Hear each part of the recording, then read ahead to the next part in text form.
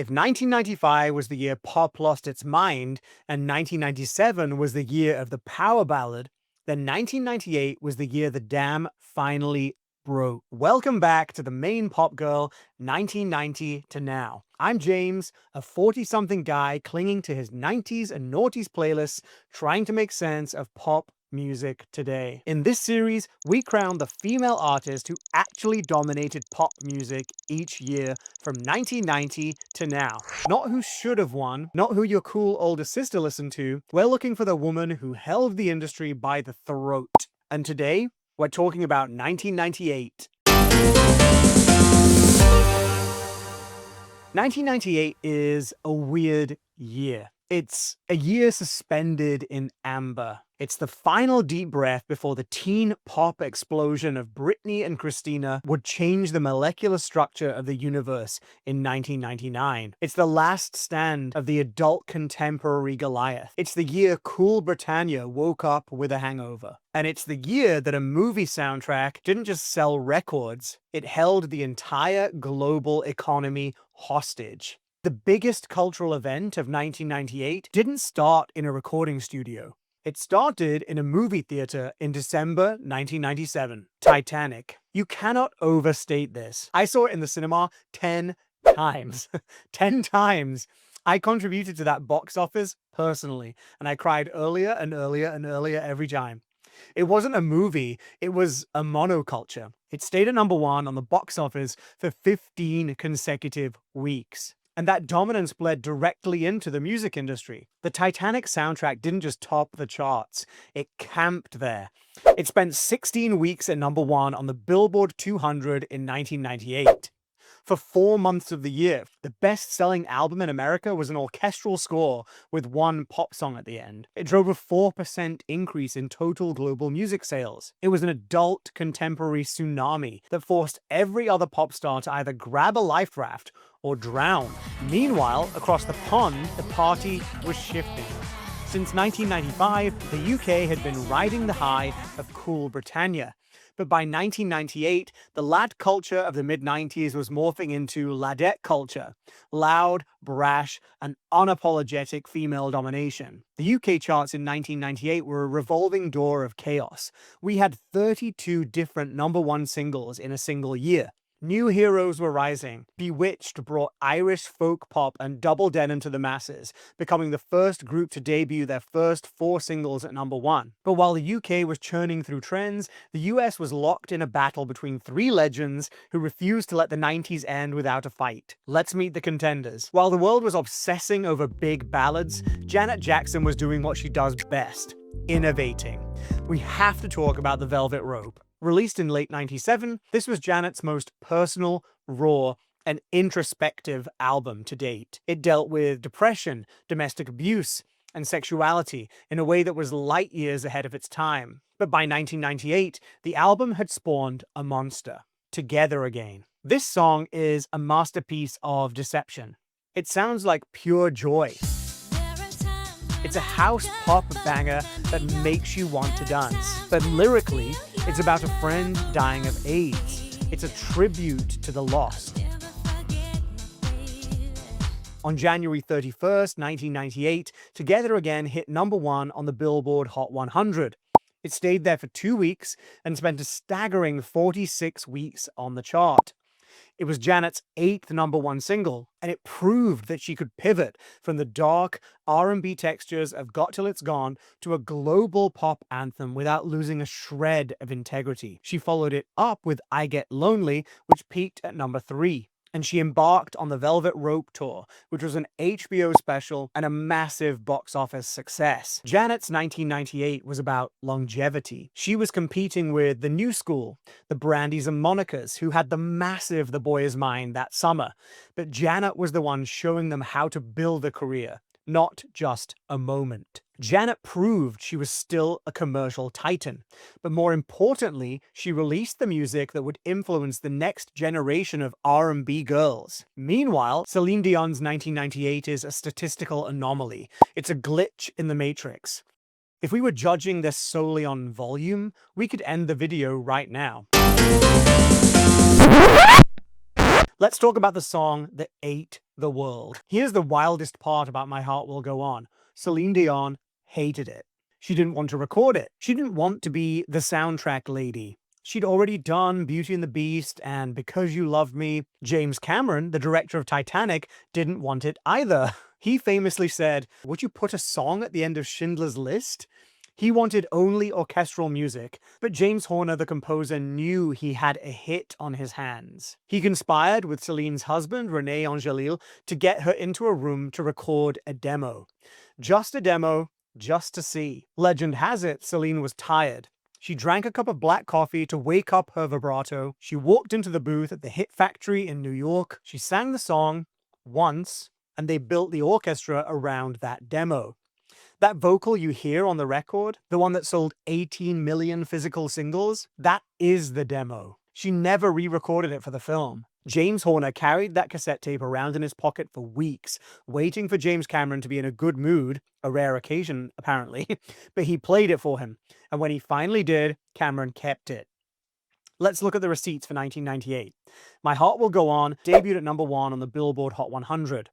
It went to #1 in virtually every country with a radio station. The song drove the sales of 2 massive albums: the Titanic soundtrack, which sold 30 million copies, and Celine's own album, Let's Talk About Love. Let's Talk About Love was released in late '97 and sold 27 million copies in 1998 alone. Celine Dion was responsible for nearly 60 million albums sold in a single calendar year if you combine her studio album and the Titanic soundtrack. That's not a sales figure.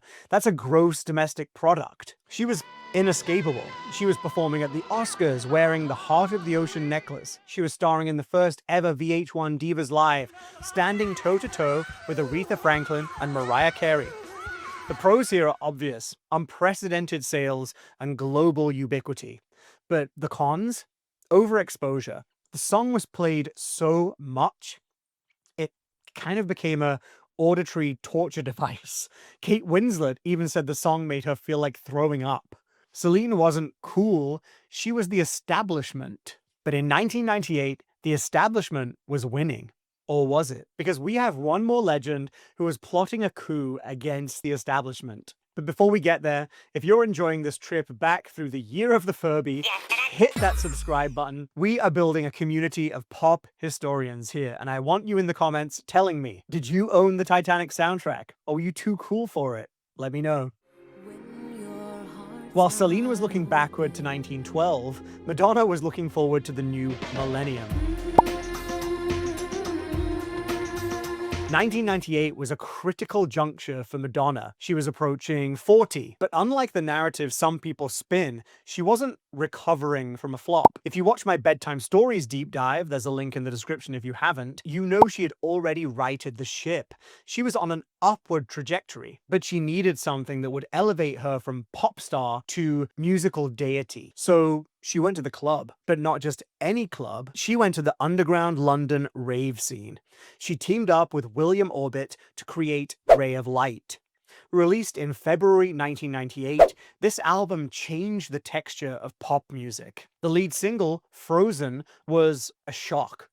It wasn't a dance banger, it was a cinematic, mid-tempo, orchestral techno ballad. It debuted at #2 on the Billboard Hot 100. And actually, can we talk about Frozen for a second? Because there's this morbid correlation here. You have the biggest movie in the world, Titanic, about freezing to death in the Atlantic. And then you have Madonna, covered in black gothic robes, singing "You're Frozen when your heart's not open." It fit the mood of the year perfectly. Cold, dramatic, and ethereal. In the US, Frozen was blocked from #1 by Casey and JoJo's All My Life. The album, Ray of Light, debuted at #2, blocked by the Titanic soundtrack. She couldn't beat the iceberg. But in the UK, domination. Frozen debuted at #1. The album went to #1. Ray of Light and Drowned World were massive top 10 hits.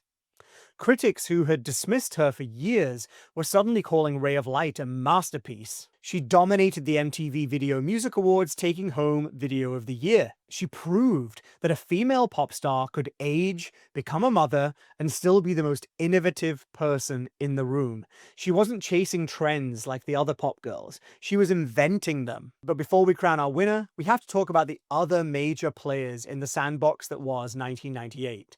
We cannot talk about 1998 without talking about The Boy Is Mine. The industry pitted Brandy and Monica against one another, and they leaned into it. They recorded a duet that was essentially a polite, mid-tempo death match over a man. It went to #1, and it stayed there for 13 weeks.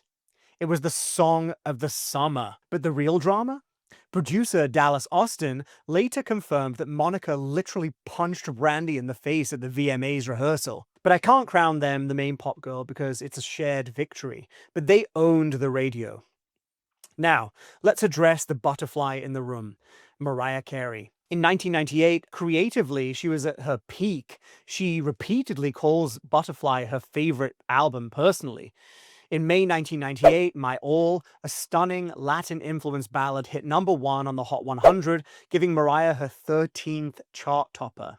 So why isn't she a main pop girl contender? It's probably because of the Sabotage. The industry whispers that Sony, bitter about her divorce from CEO Tommy Mottola, stopped prioritizing her singles. Songs like Breakdown and The Roof, which many fans, including myself, consider some of her best work ever, were given limited releases or confusing promotion strategies. Mariah was fighting a war on two fronts: the charts and her own label. And finally, a quick nod to Lauryn Hill, who dropped The Miseducation of Lauryn Hill in August and shattered sales records. And Cher, Believe, dropped late in the year too. In the UK, it spent 7 weeks at #1 in 1998, becoming the biggest selling single by a female artist in British history. But in the US, the reign of Believe is really a 1999 story.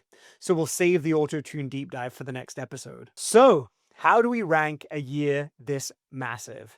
My runner-up, Janet Jackson. Together Again was a global smash that proved her longevity and versatility. She owned the dance floor in 1998. My honorable mention is gonna get this fan base to come through in the comments. I can hear you typing already. It's Celine Dion. But she sold 60 million albums. Yes, she did. She was the titan of 1998. She had the biggest song. She had the biggest sales. That is absolutely undeniable. By every commercial metric, she wins. But she was doing what she'd always done. It was the peak of the mountain she'd been climbing for a couple of years at this point. It was the establishment. It was safe, which is why the main pop girl of 1998 is Madonna. I'm giving it to Ray of Light, because being the main pop girl isn't just about selling the most plastic. It's about influence. It's about artistic integrity. It's about pushing the boundaries of the genre. It's about doing something that nobody expected you would ever do. While Celine was singing the ballad of the century, Madonna was changing the molecular structure of pop music. She took electronica, a genre that was considered niche and underground, and dragged it kicking and screaming into the mainstream. Ray of Light is widely considered to be her best album. It's the album that proved a pop star could mature without becoming boring. It's the album that between then and now, every pop girl contending to be the main pop girl has attempted to emulate or replicate in some form. Celine had the GDP, but Madonna, she had the future.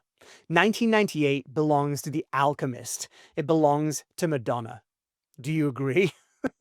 Or are you a Celine stan ready to burn this channel to the ground? Because I've chatted with some of you out there. But the Madonna fans that have been giving me abuse for 7 videos at this point might be happy, finally. Let me know what you think in the comments. I make sure to read them all, but don't get too comfortable, because in the shadows of 1998, a former Mouseketeer named Britney Spears was filming a music video in a high school hallway. Next time, we tackle 1999, the year the simulation breaks. Napster, Y2K, and the teen pop explosion. You don't want to miss it. And a quick note, if you want to support the channel and help me buy more vintage CD singles from eBay, hit the join button down there to become a member. You get early access to videos, and I really appreciate the support. I'm James, and this has been the main pop girl of 1998. I'll see you next time.